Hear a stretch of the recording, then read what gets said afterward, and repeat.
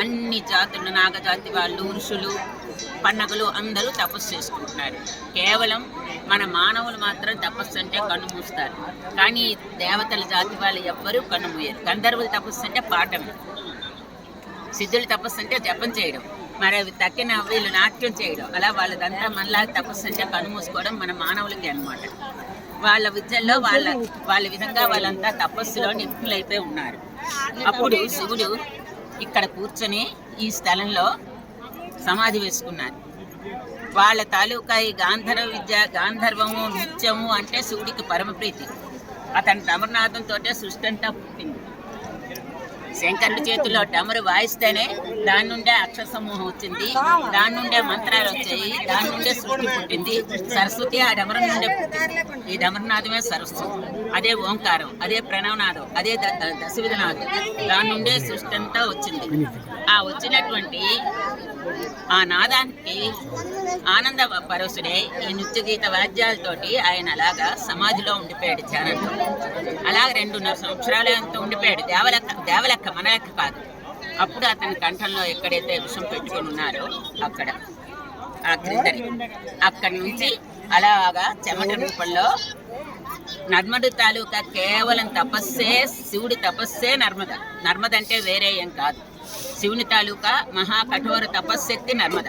అందుకు నర్మద నదులన్నిటికన్నా విశేషమైనది నర్మద. శివుడే విశేషం.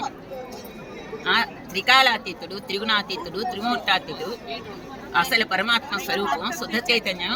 ఆయన తాలూకా తపస్సు అంటే చెప్పగలమా? ఆయన తపోశక్తే నర్మద. అయితే అలాగే కన్య రూపంలో అంత దూరం వచ్చి నిలబడి ఆమె కూడా ఉంటికాల మీద తపస్సు చేస్తుంది. తపస్సు చేసినప్పుడు అమ్మా నీకేం కావాలి అని శివుడు కన్ను విప్పి అడిగాడు. నీకు 3 వరాలు ఇస్తాను, తీసుకోండి.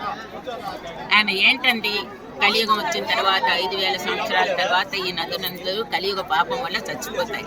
వాటి శరీరం మాత్రమే ఉంటుంది, ప్రయాణం ఉండదు.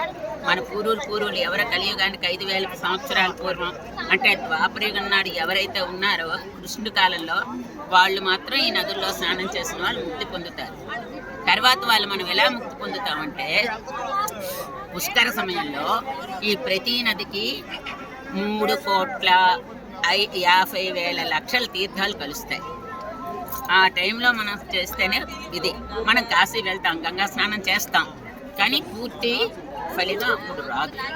అది కూడా గంగ ఎక్కడిస్తుంది? పూర్తి ఫలితం హరిద్వార్లోనే ఇస్తుంది, సరస్వతి కురుక్షేత్రంలోనే ఇస్తుంది.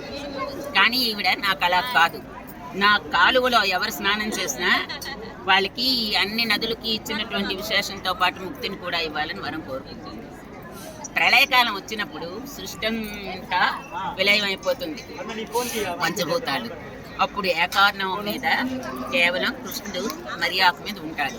ఆ టైంలో ఈవిడ సావదు.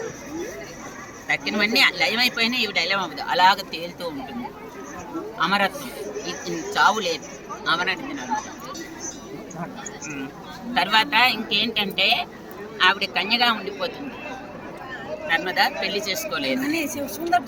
ఈవిడ పెళ్లికి కూడా ఒక గది ఉందిలేండి, అది వేరే స్థలం ఉంది చూడటానికి. ఆవిడ పెళ్లి పందిరి అదంతా వేరే ఉంది. ఎప్పుడో ఎక్కువ రోజులు సెలవు పెట్టుకుని మీరు ఉన్నట్టు వస్తే అప్పుడు అవన్నీ చూస్తారంతే. లాడ్జీ ఏదో తీసుకుని ఉండి వివరాలన్నీ. ఇప్పుడు మీరు చూడడానికి కూడా ఈ హడావిడిలో చూడలేరు. వాళ్ళు ఎన్ని కార్లైనా మిమ్మల్ని తిప్పలేవు కూడా, అన్నీ చూడలేరు. అయితే అటువంటి పవిత్రమైన స్థలం ఇది. దీన్ని మేఖలాపర్వతం అంటారు. వింధ్య, సాత్పుర, మేఖల అంటే వడ్డానం. ఇది సృష్టికి వడ్డానం ఈ పర్వతం. ఇంత ఎన్నో జన్మల పుణ్యం ఉంటే కానీ ఇప్పుడు ఇక్కడికి వచ్చిన వాళ్ళందరూ ఇంచుమించు బద్రీ, కేదార్ అన్ని చూసి వచ్చిన వాళ్ళే రాగలుస్తారు. లేని వాళ్ళు కేవలం కాశీయాత్ర చేసి వచ్చిన వాళ్ళు ఎవరు ఇక్కడికి రాగలరు. మేఖలాపురం పేరు అమరకంటక్, మైకల పర్వతం అంటారు. సోషల్లో మైకల పర్వతం, మైకల పర్వతం ఇదే అన్నమాట. మైకల పర్వతం అంటారు. అయితే సంస్కృతంలో మేఖలా పర్వతం అంటే సృష్టికి వడ్డానం. సృష్టికి వడ్డానం, మేఖల వడ్డానం.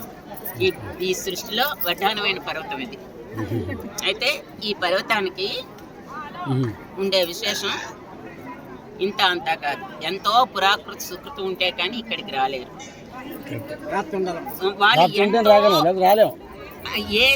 ఒకవేళ తెలిసి తెలియక చెడ్డ కర్మ చేసిన వాళ్ళైనా నిరంతరం భగవంతుని యందు పరిపూర్ణ విశ్వాసం, తండ్రి నాకు తెలియజేసిన క్షమించని ఆయన పరిపూర్ణ విశ్వాసంతో ఉన్నవాళ్ళు పవిత్రమైన 4 ధామాలు తిరిగి వచ్చిన వాళ్ళే ఇక్కడికి వెళ్ళగలరు.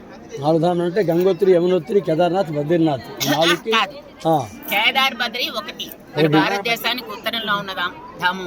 అది ఎప్పుడుది? కృతయుగం నాటిది. తర్వాత త్రేతాయుగంలో రామేశ్వర ధామం, అది దక్షిణంలో ఉన్నది. తర్వాత ద్వాపరయుగంలో ద్వారకాధామం, అది పశ్చిమంలో ఉన్నది. కలియుగంలో జగన్నాథ ధామం, అది తూర్పులో ఉన్నది. ఈ 4 దిక్కుల్లో 4 ధామాలు ఉన్నాయి. పూర్వం చతుర్థామ యాత్ర అంటే 4 ధామం అంటే అదే. ఇప్పుడు కొత్తగా వాళ్ళు గంగోత్రి, యమునోత్రి అక్కడ పెట్టారు. అంటే హిమాలయాల్లో 4 ధాములు అవి. ఈ 4 ధామ యాత్ర పూర్వం చేసిన వాళ్ళు, పూర్వం ఏమాత్రం భక్తి ఉండి ఆర్థిక స్థోమత ఉన్న వాళ్ళు అన్ని తిరగకపోయినా 4 సరిహద్దుల్లో తిరిగిస్తే భారతదేశం అంతా తిరిగామని 4 ధామ యాత్ర చేసేవాళ్ళు. తెలిసి ఉండాలి, డబ్బులు ఉండాలి. గొప్పది. ఈ శరీరంతో కృష్ణ శరీరం గుండె అక్కడే ఉన్నారు జగన్నాథుల్లో. జగన్నాథుడే కృష్ణుడు, కృష్ణుడే జగన్నాథుడు. అయితే అటువంటి యాత్రలు చేసిన వాళ్ళు తప్ప ఇక్కడికి పరిపూర్ణ భక్తి లేని వాళ్ళు, అటువంటిది చేయలేని వాళ్ళు వస్తామన్నా తప్పుకోవడమే, రాలేదు. అటువంటి వాళ్ళు మాత్రం తపశ్శక్తి గల ఈ స్థానానికి ఆ శంకరుడు తెస్తాడు. ఇది శంకరుడు తాలూకా కేవలం తపస్సే నర్మద. ఆవిడ ఈ వరాలు కోరుకుంది. తర్వాత నర్మదని తలుచుకుంటే నర్మదాయ నమః ప్రాతః, నర్మదాయ నమో నిశి, నమస్తే నర్మదాదేవి త్రాహిమాం భవసాగరం. నాలాగా సంసారంలో పడిన వాళ్ళు ఇది కోరుకుంటారు. సంసారంలో ఉన్న వాళ్ళు